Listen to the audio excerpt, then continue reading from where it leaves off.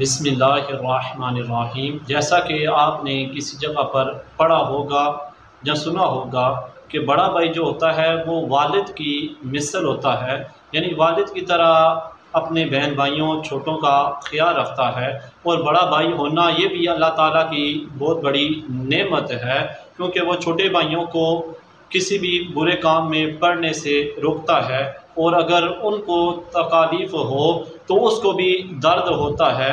जैसा कि माँ बाप बच्चों का ख्याल रखते हैं, इसी तरह बड़ा भाई अपने छोटे बहन भाइयों का ख्याल रखता है, उनको बुरे दोस्तों से बचाता है। इसी तरह कल एक वीडियो नज़रों से गुजरी तो बहुत ही ज़्यादा खुशी महसूस हुई कि अमीर मोहतरम हज़रत अल्लामा मौलाना साद रिजवी साहब ने अपने छोटे भाई को किस तरह घोड़े की लगाम पकड़ना सिखा रहे हैं। आप भी वीडियो मुलाज़ा फरमाएं।